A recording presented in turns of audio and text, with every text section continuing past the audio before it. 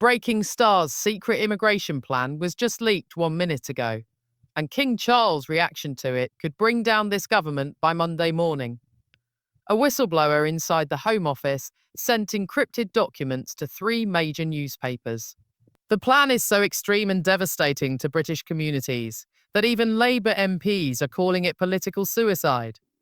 We're talking about numbers nobody thought possible. When King Charles saw page 7 of those documents, palace insiders say he went pale, demanded an emergency meeting with the Prime Minister, and used words no modern monarch has dared speak to a sitting government. To understand why Britain is about to explode, hit the subscribe button now, because the next 14 minutes will change how you see this country forever. Here's what sparked the crisis that's tearing through Westminster right now. At 2:47 p.m. yesterday, a senior civil servant walked into the Telegraph offices in London with a brown envelope. Inside were 43 pages of internal Home Office projections, marked Cabinet Eyes only. These documents reveal Starmer's actual immigration targets for the next 3 years, not the sanitized numbers he presents to the public. The real plan. His message to cabinet ministers 3 weeks ago was crystal clear. We need immigration reform that reflects modern Britain's values. But the numbers weren't reform, they were revolution. Within 90 minutes of the documents hitting editors' desks, phones across Westminster started ringing. The whistleblower, who remains anonymous for obvious reasons, allegedly included a handwritten note that read, "The British public deserves to know what's being planned in their name." That note is now being analysed by multiple news organisations trying to identify the source. His exact words in the leaked memo were chilling. Public resistance to immigration targets reflects outdated attitudes that must evolve. The memo then outlines specific numbers: 843,000 new arrivals annually by 2027. That's not a typo. 843,000 people every single year. For context, that's like adding a city larger than Leeds to Britain annually. But here's what makes it even worse. Hidden in Appendix C of the leaked documents are projections for what they call family reunification multipliers. Government analysts estimate each initial arrival could sponsor an average of 2.3 additional family members over 5 years. Do the math. We're not talking about 843,000 people. We're potentially looking at 1.9 million new arrivals annually once chain migration kicks in. That's a population larger than Birmingham, arriving every single year. The response was swift and devastating. Within hours, Conservative MPs were calling emergency press conferences. Reform UK's Richard Tye held up the leaked documents on live television, demanding Starmer's immediate resignation. But what happened inside Buckingham Palace was the biggest surprise. According to senior palace sources, King Charles was reviewing his daily briefing papers when his private secretary handed him the leaked documents at around 4:15 p.m. The king read page 7 twice. That page contained projections for housing demand, NHS strain, and school capacity under the proposed immigration levels. One source described Charles's reaction as fury, but it wasn't just anger. It was betrayal. Charles reportedly told his private secretary they promised a measured approach. They promised community consultation. This isn't governance. This is social engineering on a scale that will fracture the nation. Those words spoken in private reveal how deeply the king understands what's at stake. The constitutional monarchy survives by staying neutral, by remaining above politics. But when government policy threatens the very fabric of the nation, even monarchs must act. Palace lawyers were immediately summoned to review the king's constitutional powers. These consultations lasted until nearly midnight. Meanwhile, British families who've waited months for NHS appointments are being told there's no capacity. Dennis Morrison, a 72-year-old Royal Navy veteran from Portsmouth, waited 9 months for hip replacement surgery. His GP surgery has 3 doctors serving 8,400 registered patients. I served this country for 26 years, Dennis told reporters yesterday. Now I can barely walk, and they tell me there are no appointments for another 6 weeks.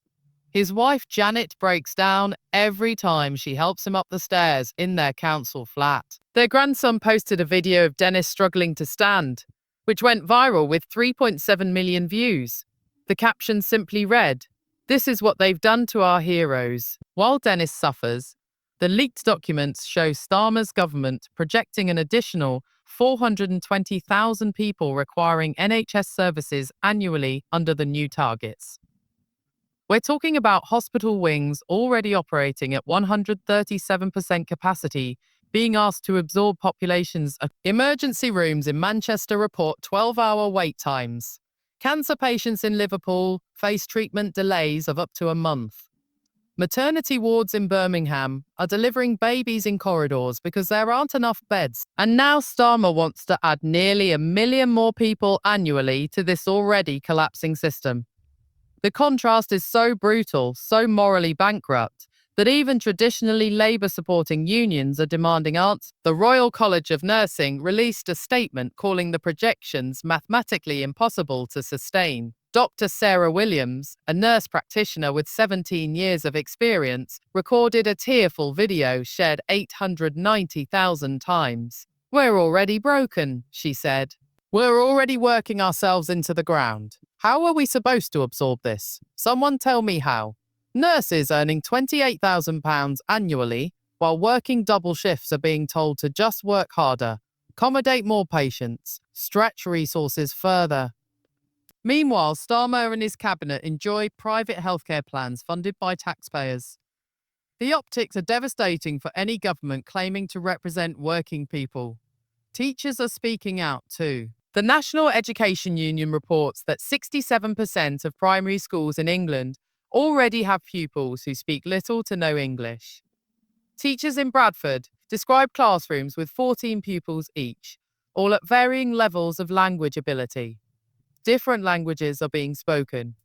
"I became a teacher to educate children," said one anonymous educator from Luton. "Now I spend half my time trying to communicate basic instructions through Google Translate. This isn't sustainable. This isn't education."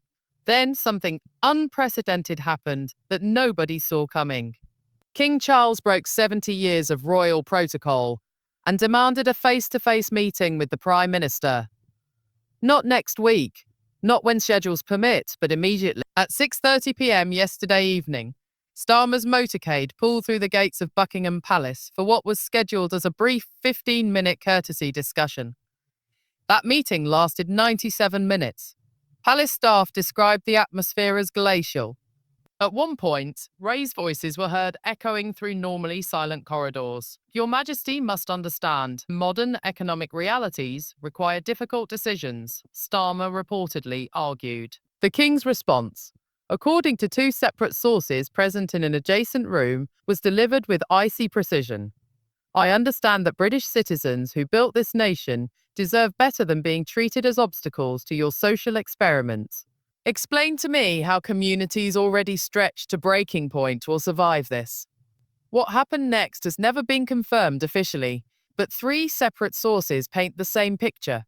Starmer attempted to leave the meeting early, standing up and gathering his papers. King Charles remained seated and simply said, "Prime Minister, I have not dismissed you." Those 6 words stopped Starmer cold. For those unfamiliar with royal protocol, the monarch dismisses visitors, not the other way around. By refusing to end the meeting, Charles was asserting his constitutional authority in a way no modern king has dared. Starmer sat back down. The discussion continued for another 40 minutes. Constitutional experts immediately recognized the significance. Professor Michael Henderson of Cambridge said, "The monarch requesting explanations from government policy represents the most direct royal intervention in politics since the abdication crisis. Charles isn't just concerned, he's drawing a line. The optics are catastrophic for Starmer. When the head of state himself demands answers about your immigration policy, you've lost the moral authority to govern. When the king himself extends a meeting by force of constitutional authority, you're not just facing political opposition, you're facing institutional rebellion." And the domino effect began before Starmer's car even left the palace grounds. Financial markets opened this morning with sterling falling 2.3% against the dollar. Within the first hour of trading, currency traders cited political instability and immigration policy concerns as primary factors. £18 billion was wiped from the FTSE 100 before lunch. Pension funds lost value. Working families' savings took hits, all because investors see what Starmer refuses to acknowledge. This plan is economically insane. Inside the Labour Party, fractures became chasms. 2. Within 3 hours of the leaked documents going public, 7 backbench MP issued statements distancing themselves from the proposals. Rosie Duffield, Labour MP for Canterbury, didn't mince words. These numbers don't reflect the manifesto I campaigned on, or the promises we made to voters. I cannot support this direction. 2 junior ministers requested urgent meetings with the chief whip. WhatsApp groups with names like Common Sense Labour started forming, with 37 MPs sharing concerns about electoral suicide. International reactions ranged from confused to horrified. 2 Wadgies to horrified. Poland's conservative government issued a statement praising British families resisting demographic replacement. Italy's Giorgia Meloni subtly criticised Western European nations, abandoning their citizens for globalist ideology. Even France, normally diplomatic, saw Marine Le Pen tweet about Britain's wake-up call. Hungary's Viktor Orban went further, offering to host a European summit on defending national sovereignty against globalist immigration agendas. The European political establishment watched Britain's crisis with a mixture of schadenfreude and genuine political concern. If Britain's Labour government could collapse over immigration policy, what did that mean for centre-left parties across the continent? Social media exploded into total warfare. #StopStarmer's invasion trended #1 in the UK for 6 straight hours. Videos of overcrowded schools, packed GP waiting rooms, and housing estates bursting at the seams went viral. One TikTok showing a Kent primary school with 47% of students unable to speak English as their first language hit 4.2 million views in 8 hours. Protests erupted across Manchester, Birmingham, Leeds, and Newcastle. Not hundreds of people, thousands. British flags, placards demanding referendums, chants of our country, our choice. Working-class Labour heartlands were rising up against their own government. Inside 10 Downing Street, the atmosphere transformed from confident governance to complete panic. Ministers who days earlier defended Starmer's vision now avoided television interviews. Rachel Reeves cancelled 3 scheduled BBC appearances. Angela Rayner suddenly had diary conflicts preventing media round. Cabinet meetings devolved into shouting matches about who leaked the documents and how to control the bleeding. Deputy Prime Minister Angela Rayner allegedly confronted Starmer directly in front of 8 witnesses. "You've destroyed us," she said. "According to sources present, we can't defend this. We won't defend this." And Health Secretary Wes Streeting was overheard telling colleagues, "If we don't pivot immediately, we're looking at electoral annihilation." Education Secretary Bridget Phillipson reportedly broke down crying during a cabinet meeting, saying her constituency office in Sunderland had received 847 complaints in 24 hours. "These are lifelong Labour voters," she sobbed. "They're calling me a traitor to the working class." WhatsApp groups, normally reserved for policy coordination, became conspiracy channels plotting leadership challenges. Messages leaked to journalists revealed the desperation. "He's lost the public, lost the palace, and he's losing us," wrote one cabinet minister whose name is being protected. Another message from a senior Labour MP simply read, "Monday, no confidence vote. It's time." The question isn't if they'll move against Starmer, it's when. They'll move fast enough to save the party before voters do it for them. Downing Street aides described Starmer as defiant but isolated, convinced that his critics simply don't understand his brilliant long-term strategy. But strategy means nothing when your own MPs are preparing your political obituary. One senior advisor admitted to journalists, he thinks he's Churchill standing alone against populism. He doesn't realise he's Neville Chamberlain waving a piece of paper. Nobody believes it. But here's the layer that could bring down the entire government within days. Leaked internal polling data from Labour headquarters shows the party falling to third place nationally for the first time in modern history. If these documents are real, and if they show what three separate Labour sources claim, then we're witnessing the complete collapse of a governing party barely 6 months into power. The private polling tested voter reactions to the leaked immigration targets. The results were apocalyptic. In traditional Labour strongholds, support, previously an average of 23 percentage points, has plummeted. Working-class voters in the northeast, who delivered Labour's landslide, are abandoning the party in numbers that pollsters described as statistically unprecedented. But wait, there's another layer to this polling data that's even more devastating. The survey asked respondents whether they trusted Labour to protect British communities and culture. In 2024, 54% said yes.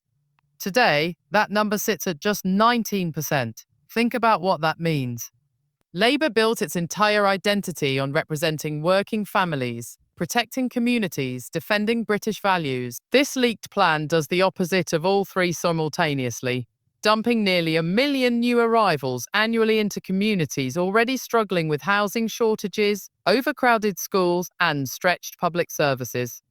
The optics of that would be absolutely devastating in any election.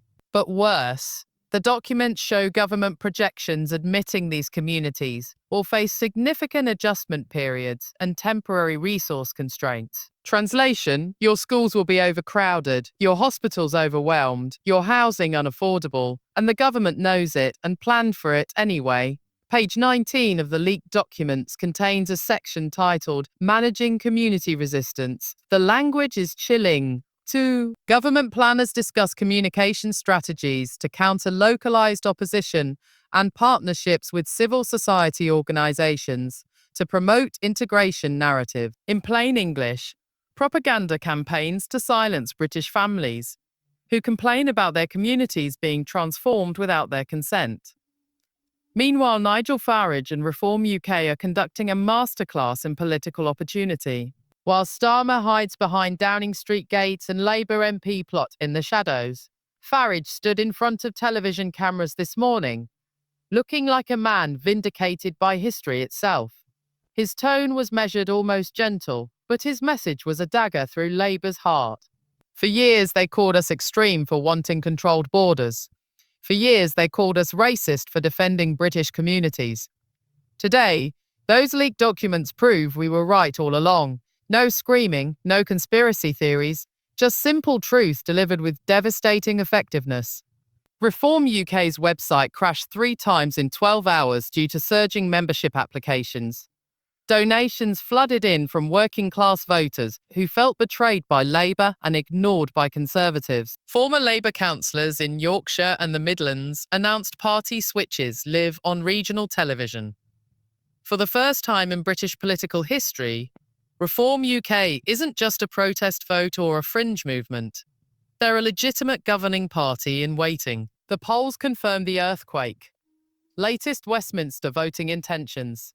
Conservatives 29%, Reform UK 28%, Labour 26%. A three-way race, a fractured nation, and Reform surging on the back of Labour's self-inflicted catastrophe. Farage isn't just winning the argument anymore, he's winning the country. Conservative headquarters is watching nervously as their traditional voters increasingly see Reform as the true opposition to Labour's radical agenda. The next 72 hours are absolutely critical for Britain's future. Emergency cabinet meetings are scheduled throughout the weekend.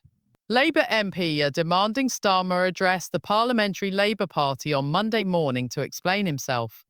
He will face a no-confidence vote.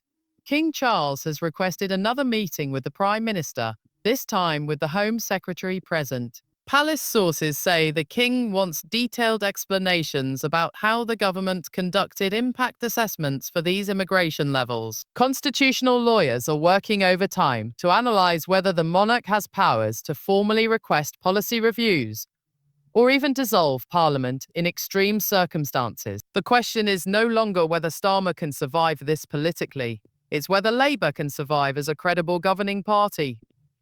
Britain is watching its political establishment crack apart in real time. Communities from Cornwall to Scotland are united in fury at politicians who promised one thing and planned another. This crisis will be studied for decades as the moment working class Britain finally said enough to politicians who stopped listening.